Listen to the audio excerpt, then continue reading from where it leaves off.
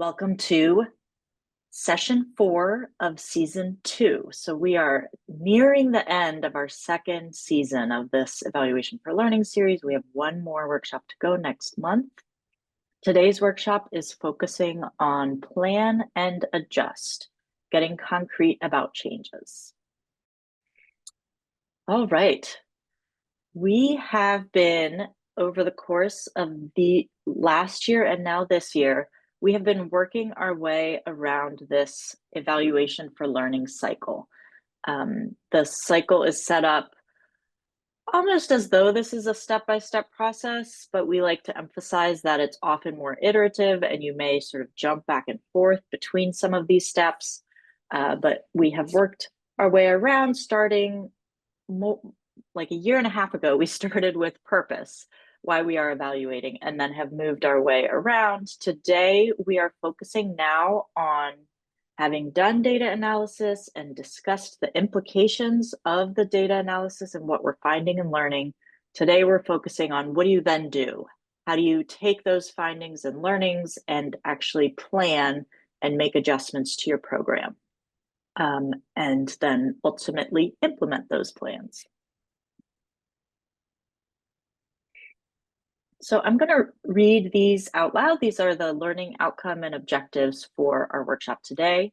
So the outcome that we kept in mind as we designed today's content and discussions are that participants will consider various scales and levels at which evaluation can affect change and will make implementation plans based on evidence from their own or colleagues' settings. And the learning objectives, participants will, number 1, use a strategy for program implementation and planning, including making changes and maintenance based on evaluation findings. Participants will experience one approach, a story from the field that we're excited to share with you, to make an evidence-driven plan, and use the evaluation project plan and workbook, which is a template we'll provide to you, to use that to identify data to inform how to adjust their programs, and finally discuss the importance of a culture of feedback and the responsibilities tied to using feedback that is collected.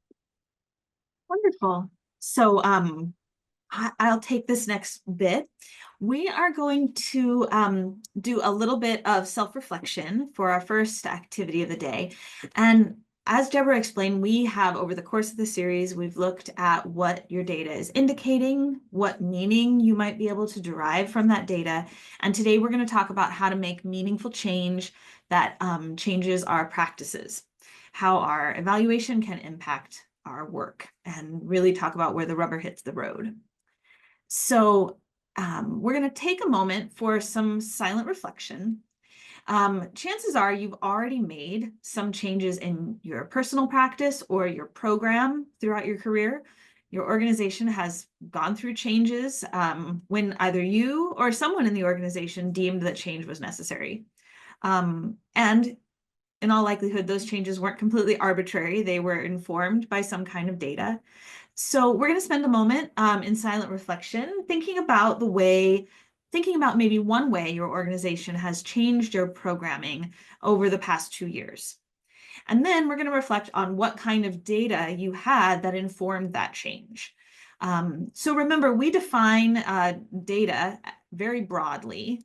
If you think back to session 2 of this part of the series, we brainstormed a variety of different things that could count as data that you could use to inform your decision-making in your program. Here are some of the things that some of the people on this call came up with in a shared collaboration space, including student reflection, the stickies on this very board, the body language of students, final reflections, verbal debriefs, things from your memory, photographs that you might have on file. So understanding that we define data very broadly, we are going to spend about 3 minutes thinking about these 2 questions